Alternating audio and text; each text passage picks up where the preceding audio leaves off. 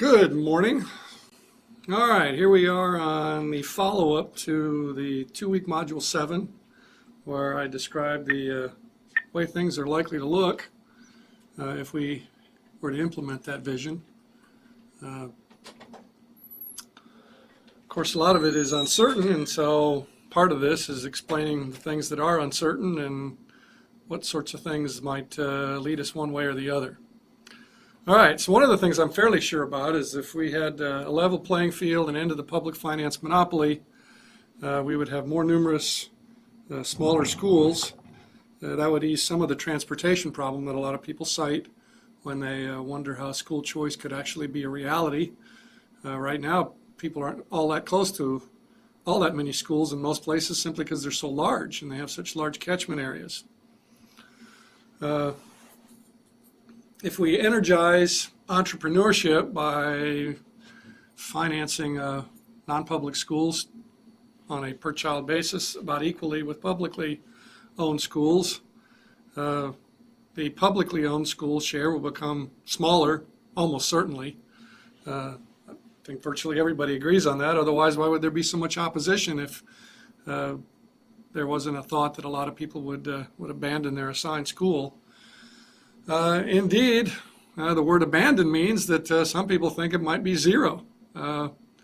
That's a question of whether you believe that the political process can produce competitive schooling choices. Maybe they can, maybe they can't. We can't know for sure. Certainly, if you look at polls at the moment, a lot of people are happy with the assigned school, and indeed they should have no impediment to staying where they're happy. But then again, once the system starts changing around them, they might discover that there are now, after some change, then some better choices than their assigned school. So indeed, it is possible if the political process cannot produce schooling choices that stay competitive with the likely specialized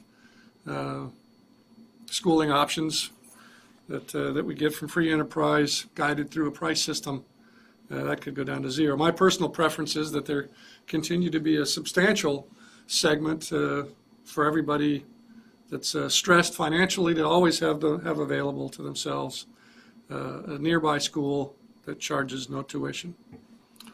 Indeed, many state constitutions require that. They require a system of free public schools. But it's up to the judges to decide whether that means that all the state-supported options have to be free. Hopefully not. That would be an additional barrier to moving forward on a vision, is to have to change state constitutions. Okay, so a dynamic menu of schooling options will likely mean in the future, especially as technologies improve, more customized learning, less pressure to build these giant shopping mall-like schools to accommodate student diversity, more use of technology. Teacher labor markets will become more competitive, more diverse, segmented. A lot of teachers will be able to apply directly to schools rather than to school districts, who will then assign them to a public school, though that school districts will continue to be the 80-pound gorilla or the 800-pound gorilla in the market, but at least a lot more competitive than it is now. All right, a couple of slides here with the readings to attack and perhaps share by posting reviews of the longer items online.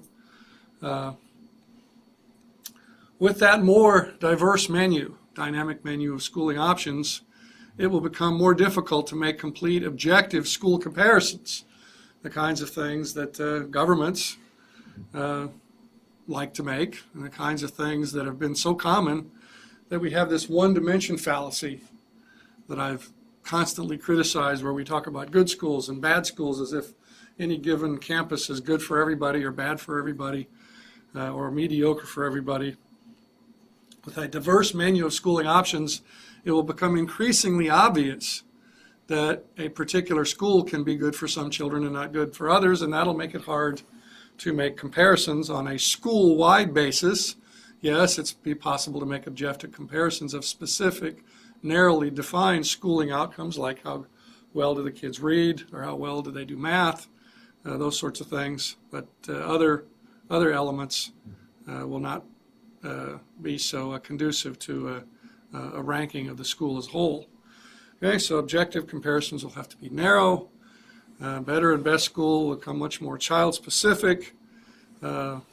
Subjective assessments, taking into account the objective data that's available, which is going to still carry a lot of weight, will drive school assessment.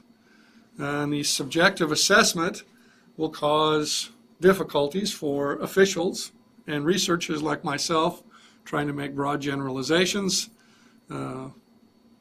But what we need is a system in which it is easy for parents to make broad comparisons, for example, to rank schools according to individual children. In other words, parents may make a separate list for each of their school-age children. And you can see how that would make it hard for the government to make lists of which schools in a very generic sense are better. We're still going to need supportive data systems. They may or may not be operated by the government. They may be the Good Housekeeping Seal kinds of stuff, Consumer Reports kinds of stuff that's provided by the private sector. Whatever, that's one of those areas of uncertainty. We don't know who's going to provide those supportive data systems.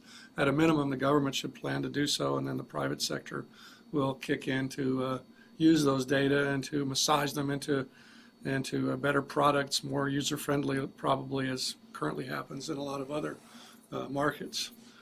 Now, in this common, or in this vision, of course, I still would like the schools to produce the societal values and not just the things that parents provide individually.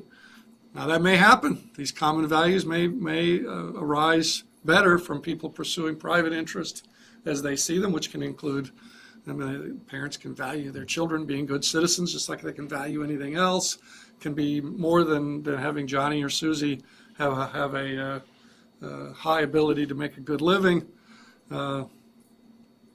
The existing system aims to deliver those common values by thrusting everybody in the assigned school for their neighborhood and making them all experience each other. Problem: neighborhoods are fairly homogeneous, at least by income, and so a common schooling experience may not be all that diverse, or the instruction may not include that diverse of a student body. And if we try to produce a common schooling experience through the political process, then we have to agree on the appropriate content of what all the children must be instructed. Notice that I didn't say what all of the children must learn, because they may not learn it. One size doesn't fit all, so whatever instruction is delivered may not reach some kids simply because it's aimed to try to fit all. So agreeing on the appropriate content will be difficult, and that may be one reason not to try to do it. The outcome is often ugly, divisive, full of conflict, and then the outcome that a majority coalition can finally accept may not be all that engaging to the children, or frankly not all that interesting to the adults responsible for trying to teach it. Another way to go, I think a little more compatible with my vision for a different school system, is to respect the values differences that exist out there, minimize the scope of majority rule, and create that respect for common values by recognizing that people do differ and that those differences are respected by the system, and thus becoming more supportive of the system. So we might allow the professionals to produce content competitively. We might allow the professionals in the schools to choose it, and then we allow the parents to choose the school, the schooling environment, where the professionals have chosen the content that is more in line with what they want their children to learn. So they can avoid schools that have content that they disagree with. Is that good? it depends on how far you take it. It's very difficult to force families into instruction where they vehemently disagree with the content of that instruction. But then again, we don't want to balkanize each other by letting everybody school their children in ways that other people might strongly disagree with. So this is one of those areas where the new environment is going to have to feel its way along a little bit and reach some happy medium with perhaps some prescribed content, but minimal and general, and let the specifics be ironed out at the school level and choice be used for families to avoid stuff that they don't want their children to be exposed to. Now, what might that common content look like? What sorts of mandates might we insist or impose? What sort of mandates might we impose on schooling content? Well, one, for example, would be participatory, non-dictatorial political processes. Certainly that's something that I think we can all agree upon, and probably more likely to agree upon if schooling content is subject to school choice. Importance of free enterprise. We might not all agree that free enterprise is a wonderful thing, but I think we can all agree that it's a dominant, if not, it's a powerful, if not dominant, force in delivering economic outcomes. And so we certainly would want children to understand how that process works. And we certainly might want to pick some very significant events in U.S. and world history and some perspectives, including geography. For example, if somebody hears that bad things are happening in the Middle East, we might want to make sure that children know where the Middle East is and what the different countries over there are, and historically why they have, why historically it's been such a conflict-ridden region of the world. Now, one of the bottom lines that we need to think about in ironing out some of these cloudy aspects of the crystal ball, to what extent are parents likely to demand the critical content so that a mandate is not necessary? Of course, it's not going to be 100%.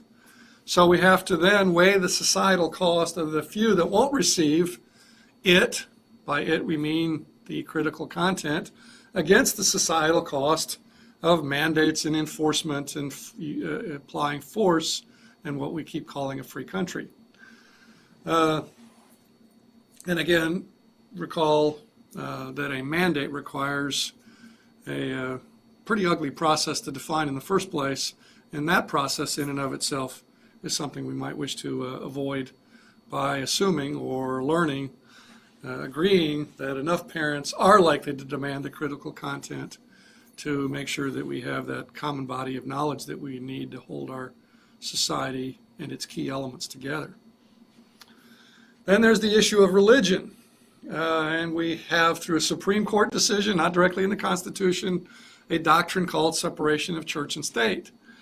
So to what extent should public dollars support parental choice of religion-laden content schooling? Country after country has learned that this is a difference that needs to be respected and supported, and for cohesion and conflict avoidance, as the slide says. So I think this is an area where our diverse menu of schooling options needs to include schools that have as a theme or even as a pedagogy religious-based teaching. And of course, we have a private sector now that's dominated by church-run schools, but it would be one of those intellectual prisoner of the status quo things to assume, based on that any private sector, including the one that would arise from the vision of no public finance monopoly and no discrimination against users of private schools, it would be a mistake to assume that that system would yield the same sort of dominance by church-run schools of the private schooling sector. However, absolutely, there are a lot of people in our society that value that very highly, that being religious instruction. and we definitely would have a very substantial sector, part of the private sector overall that would be run by churches.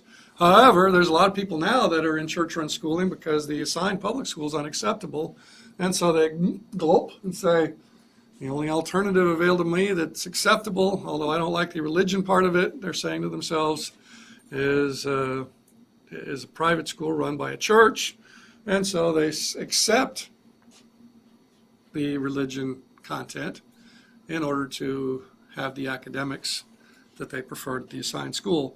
In the system that I envision, there would be many more private alternatives, and so folks that now have to accept the mixing of religion with the academics that would rather not will more than likely have another alternative in the private sector to choose from, and will no longer be subjected to that trade-off that they'd rather not have to cope with. A huge issue, and a lot of folks supporting or not supporting more school choice and not discriminating against the private sector that includes church-run schooling, and just allows folks to separate themselves according to their preferences and not be assigned to a common school, is the issue of segregation. Now, keep in mind that the term segregation implies force, and so it may be that ultimately, if we eliminate the force part of it, that, well, of course, there's not going to be any more segregation if people can choose the school that they want to, but for a variety of reasons, transportation, homogeneous neighborhoods, and or racism or ethnocentrism or whatever you want to call folks preferring people of some kinds over others, may yield stratification, even if we no longer assign children to a school and make it difficult for them to opt out. So segregation has existed on our current school system and still does, to the extent that neighborhood boundaries are drawn so as to group children by racial or ethnic characteristics. If we were to adopt more universal, less restriction-laden school choice, then we would have to look at stratification, not segregation. And it's true, and certainly it's widely believed that whether you call it stratification or segregation, increasing it, even to improve academics, might not be desirable. It may be a net negative, or at least it's something that we can try to do something about without losing the academic benefits of folks choosing where they want to send their children to school.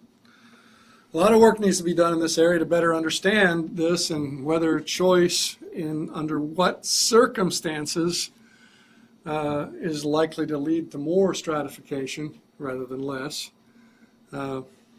My belief, based on a lot of reading and economic theory and other things, polls that keep saying that people value academics above all else, and the notion that children are different, and so the families that would then likely sort their children, make school choices based on the academic characteristics of the children and the academic characteristics of schools, tell me, again, a lot of work needs to be done in this area to confirm this, but preferably apart from the current system, and we don't want to be intellectual prisoners of the status quo and believe something because it exists in our current system, even though it might not exist under the vision that I described in Module 7.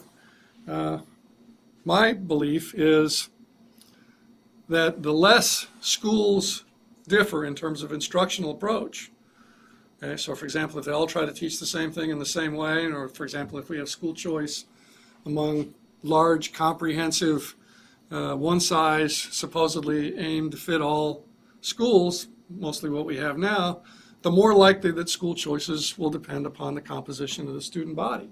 Another way to look at it is think of a typical parent or parents. They may have a list of criteria by which they would evaluate a school. Let's suppose that item number 15 on the list is student body composition. In other words, there's 13 things that matter to them more, and it doesn't matter what they are. But suppose all 13 of them are identical. The schools do not differ in terms of the things that families value the most. And now they're down to item number 14 on the list, which is student body composition. The schools are virtually identical, or they can't tell one way or the other that they are identical. Then student body composition is going to be the decisive choice-making criterion, even though it's not highly valued, and there'd be plenty of other reasons that they would have made a different choice. But student body composition may be signaling peer effects, or, yeah, there's still some racists out there. The family may just have racist predisposition, and so then they'll make a choice based on that, even though that they would prefer to make a choice on other criteria, but they don't differ from one school to the next. So let me read that phrase there again on the bottom. I italicized it for a good reason.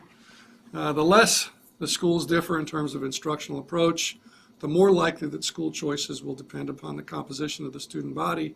So let's flip that around. Let's say that means that the more that schools differ in terms of instructional approach, what they teach and the thematics that they use and how they teach it, the more likely that school choices will not depend on the composition of the student body, and stratification will not occur.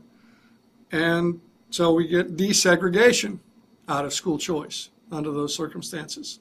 So if we have broad-based school choice, we're likely to get some destratification and some desegregation. But if we just have narrowly based school choice, for example, public school choice among existing schools and nothing more, we might get increased stratification, or even, indeed, since it's based on where you're assigned to, increased segregation. And by the way, it would be hard to do worse than we're doing now, even after 60 years after Brown versus Board of Education and segregated schools became illegal.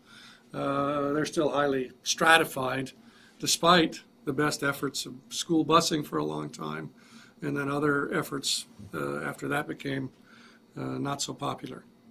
Another issue that we need to deal with is the any subsidy issue.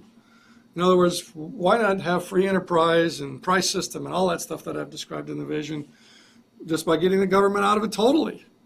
Now, the immediate reaction of a lot of people is pretty harsh, because they see that as utterly insensitive and cruel to low-income families, totally leaving them at their own minimal means to achieve schooling for their sometimes large families. And other reactions, their same reaction might include, well, this is really stupid, because this would leave us a large educated underclass. That all said, and certainly that's the knee-jerk reaction of a lot of people to the notion of let's get the government out of it totally. It remains true that a lot of not cruel and not stupid people like Milton Friedman, E.G. West, and James Tooley, see it as the best of the imperfect policy options available.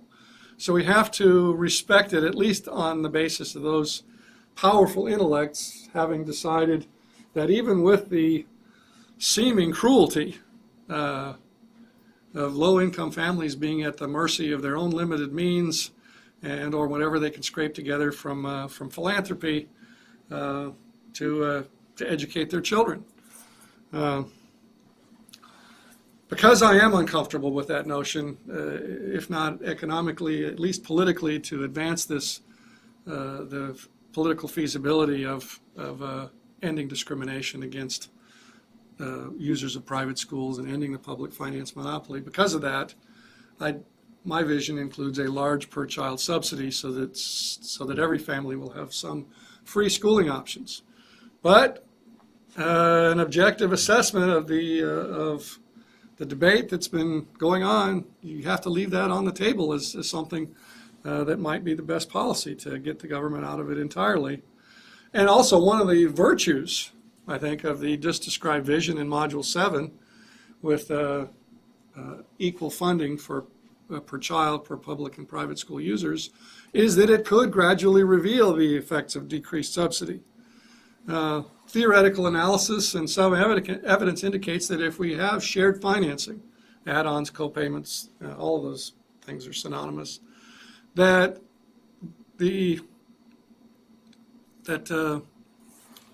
public funds will gradually shrink as a share of total K through 12 dollars. And that is because there's political competition for scarce public funds, and if parents are in the mix as partial funders of their children's education, then these funds may migrate away from K through 12 and go to other public funding priorities. We have evidence for this in the form of what's going on at the higher ed level. There are state universities, that are still called the University of, like for University of Michigan, for example, that now receive relatively few general fund dollars, and that's because the tuition and other sources of non-state funding have increased their share of total financing. In many of these states, funding pressures have caused repeated reductions in the state spending on higher education. So this might well happen at the K through 12 level if we allow shared financing, the privately funded component, parents and third parties and philanthropists might take on an increasingly large share. And it's possible that at some point, K through 12 as well as higher ed, that the subsidies, the government funding, could gradually wither away to zero or to a negligible level in just some sub areas, for example, special needs perhaps. So we could gradually experience what this looks like. We could gradually, through the policies that are part of my vision, gradually see how the low-income families will retain access to K through 12 schooling. And I say how they retain access because I'm pretty sure they would retain access to it. Up to 1840, and in the 1800s, later than that in the United Kingdom, 1840s here in the United States, we had a system in which there was virtually no government funding. Low-income families were at the mercy of philanthropists and at the mercy of their parents' own limited means to get them into school, and yet there was fairly universal access to schooling, and there was a fairly high, it was probably higher than now, level of literacy and ability to do numbers. So to the extent that you can sell that track record, which I'm a little uncomfortable with, and sell that track record as a reason to go there again and again eliminate schooling subsidies, have a school-state separation, we can be pretty confident that the low-income families would get schooling for their children. Now, the issue of fairness and equal opportunity is still there. The schooling that they get might be a lot less quality and quantity than the schooling received by families that are able to pay. So as this gradual process that is probably the only politically viable route to school-state separation is ongoing, that is, as the K through 12 funding share of taxpayers shrinks, if it does, we could see how the system is changing and how the low-income families are doing. And if they're not doing well, it wouldn't be all that difficult to reassert subsidies, reverse the process if it doesn't go well. So it's an experiment I think that would be a good idea. Have a high level of per pupil funding at first, and politically see what happens to that over time as parents assert their right to add-on funding, and also as a philanthropist, charities assert their dollars to finance scholarships for low-income families. Okay, what sort of factors would influence the reassertion of those withering subsidies if they did wither? Well, certainly the quality of cheap private schools that would be the ones available along with public schools to low-income families. And as I said, the key issue is private subsidy of schooling, supporting low-income family access to schooling, and the civic content of curricula without the governmental role there, and using funding as a coercive device to insist on certain content. The civic content of curricula could disappear or become perverse in a way that would force reasserting of the subsidies and the mandates that go with them. Usually stratification within K through 12 might arise as better funded schools enroll vastly different sets of people compared to the less well-funded schools. And then there's also the stratification that's possible between the population that is schooled at the K through 12 level, presumably everybody, and who ultimately goes to the big U, right? Higher education, where we are now. If this vision evolved into school-state separation, and that ultimately led to a smaller proportion of children from low-income families getting to the university level, that might force a reassertion of the withering subsidies to make sure that that didn't happen. Okay, back to this notion of it takes time and effort to reduce risk, to get answers to questions, but tick, tick, tick, as we wait, bad things are happening in the current system. So as it says there on the slide, if I were king for a day, or probably would take a little longer than a day, if I were in control, I'd implement the vision supporting policies immediately and take my chances on surprises happening. Current performance levels are very low. We don't have much to lose. And inefficiency is massive and growing. Productivity is low and sinking. Think about that phrase about productivity is very low and sinking. What does that mean? Well, it means that we're spending ever increasing sums of money and not getting more for it. So if you take output and divide it by cost, and the cost keeps going out and the output doesn't, well, that's what that means. Productivity is very low and sinking.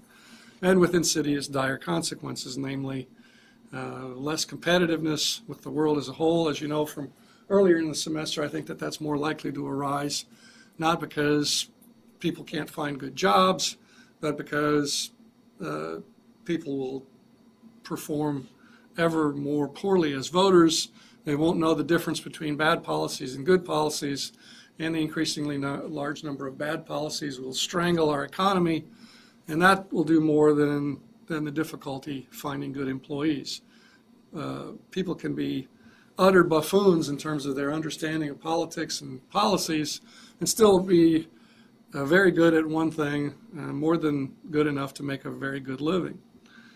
Specialization is a big part of our economy, thankfully, because we all have comparative advantages. So we can specialize in something, be good at something, and still not be very well educated. Or we can perform at a high level in a job, in many cases, even without much broad education. Okay, now I clicked onto this slide a little bit too soon. What about the impact on teachers? Remember, the teachers are not only a big part of the system as employees, they, through their unions, are a big part of the process of getting to this vision in the first place. So if we allow co-payment, shared financing, one thing we can be fairly sure of, depending on exactly how much we start the system with, presumably to minimize political resistance to it, we would probably start with the existing funding, take off the money necessary to finance public school district debt, divide the remaining equally or by some notion of weighted student funding. If we did that, and then added on top of that the co-payments that some families would cobble together the money for in order to get their children into something that costs more than the public funding will pay for, that increases school system funding.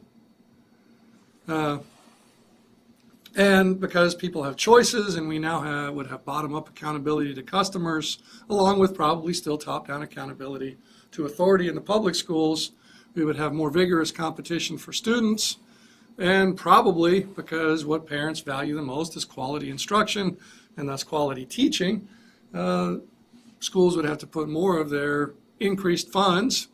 Okay, so more total dollars, and more of those total dollars would be invested in the teacher salary share of that funding. And then we'd have more competitive teacher labor markets, as I said earlier, because we'd have more players in the market, not just public school districts and a handful of church-run schools, but also a lot of for-profit and nonprofit private schooling entities in the market with the end of the public finance monopoly. So we probably have more spending on teachers. More teachers would be able to actually choose the school that they work in rather than applying to a district and hoping for the best once they get a job with a particular district. More teachers would be in more teachable, specialized classrooms, Remember, a big part of the roots of the problem of low performance in the current system is we sort children by age and neighborhood only. Now, a lot of entrepreneurs would be opening schools specialized in something. We would be sorting children by their ability in certain areas or by their engagement in certain thematics or both. And so teachers would naturally sort themselves among those schools according to the kinds of teaching that they enjoy most, and the kinds of students that they enjoy working with the most. And so we would have more teachable, specialized classrooms, higher job satisfaction for teachers, and much improved outcomes. Less conflict with parents. That's a main reason that a lot of teachers aren't happy with the work now, because like as superintendents, they're doing something very difficult. They're trying to satisfy a diverse clientele with a homogeneous product. And so a lot of teachers burn out in part because of the lack of incentives that come with teaching in a public school, the failure to reward for extraordinary effort, and also the failure to discipline their low-performing colleagues and the same raises for everybody just based on time in the job. So that's been a source of burnout, but also a major source has been the conflict with parents. I may have shared this with you earlier in the semester, but some decades ago there was a survey of teachers where they were asked whether they would prefer a large raise or never having to talk to a parent again, and the majority said that never having to talk to a parent again would be preferred over the large raise. Less uniform, more dynamic teaching conditions. So again, teachers would have a choice of teaching environments much more than they do now, and the differences in the available teaching conditions would be much greater than they are now. Many teachers would become learning coaches. In other words, they wouldn't be standing in front of a class like I am now, although it's empty. They'd be standing in a room full of children in front of computer terminals, and they would roam around the classroom resolving problems that cannot be resolved by the software. So they'd be doing much different kinds of teaching than what currently exists. There'd also be quite a bit of class size variability. Some teachers would excel in teaching large classes. We all know there are such people because we see them in college. Some teachers would not do well in the large classes, would do very well in smaller class settings. So again, more dynamic and variable, less uniform teaching conditions, including different class sizes, and increased use of technology.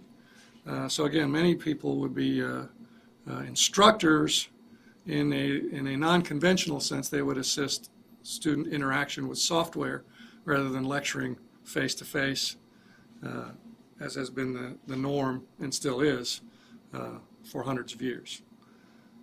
Now, what about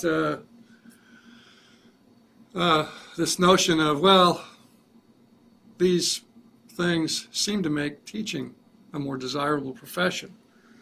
But inertia is a powerful force, and teachers have gotten used to the job the way that it's defined.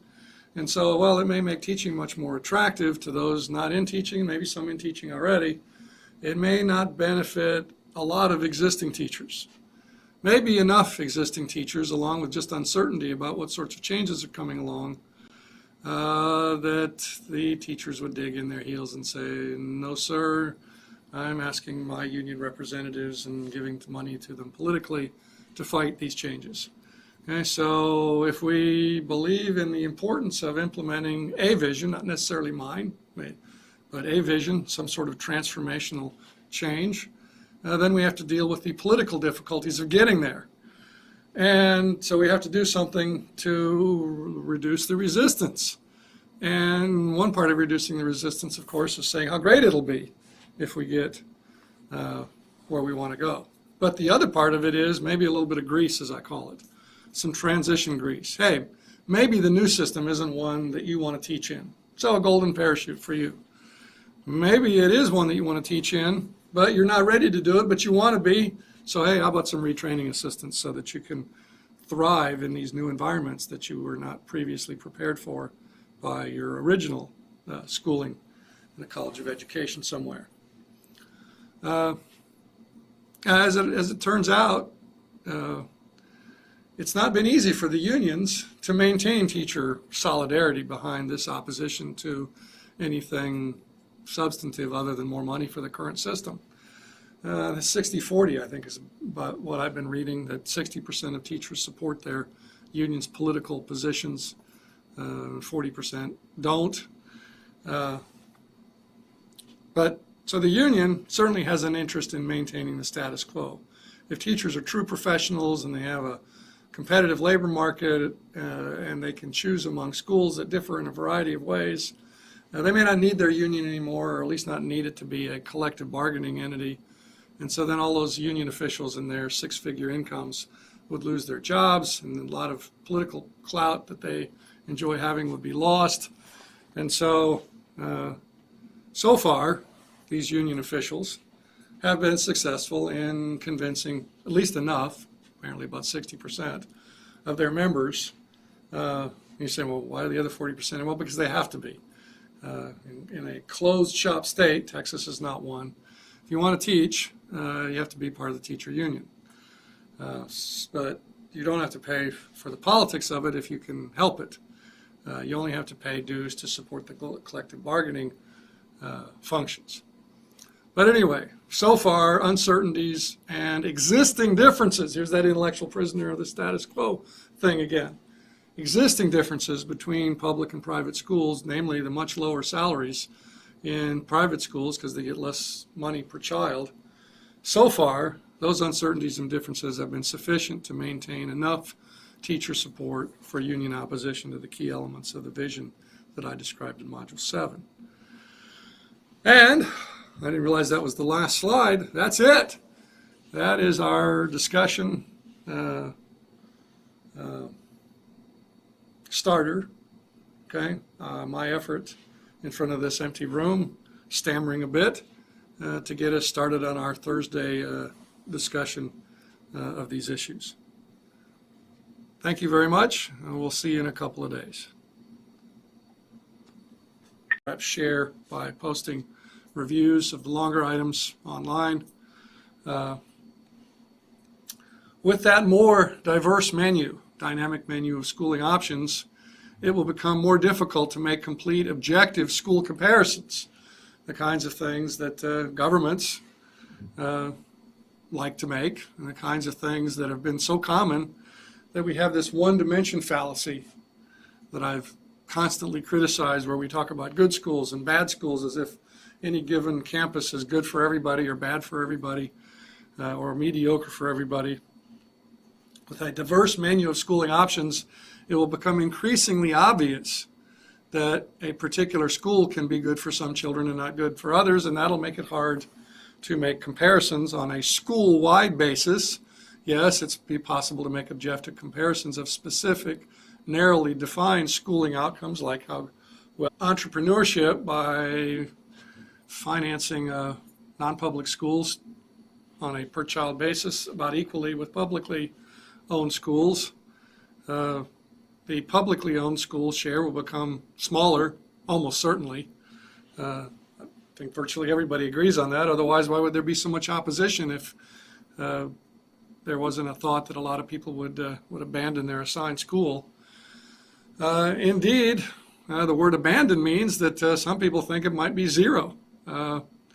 That's a question of whether you believe that the political process can produce competitive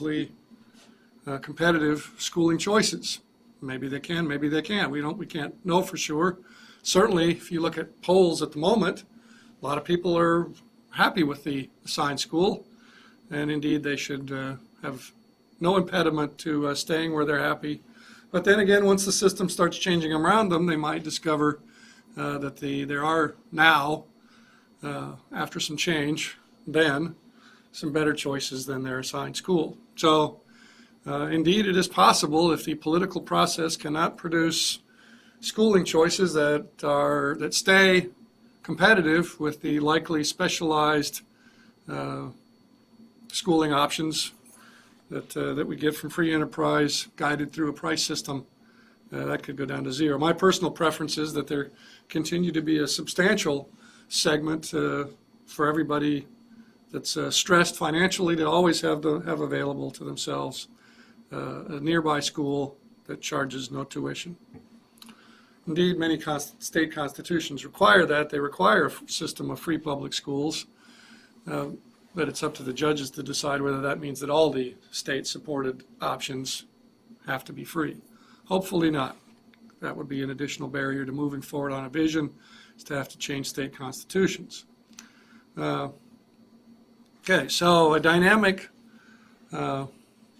menu of schooling options will likely mean in the future, especially as technologies improve, more customized learning, less pressure to build these giant shopping mall-like schools to accommodate student diversity, more use of technology. Teacher labor markets will become more competitive, more diverse, segmented. A lot of teachers will be able to apply directly to schools rather than to school districts, who will then assign them to a public school, though that school districts will continue to be the 80-pound gorilla or the 800-pound gorilla in the market, but at least a lot more competitive than it is now. All right, a couple of slides here with the readings to attack and Good morning. All right, here we are on the follow-up to the 2-week Module 7, where I described the way things are likely to look if we were to implement that vision. Of course, a lot of it is uncertain, and so part of this is explaining the things that are uncertain and what sorts of things might lead us one way or the other. All right, so one of the things I'm fairly sure about is if we had a level playing field and end of the public finance monopoly, we would have more numerous smaller schools. That would ease some of the transportation problem that a lot of people cite when they wonder how school choice could actually be a reality. Right now, people aren't all that close to all that many schools in most places simply because they're so large and they have such large catchment areas. If we energize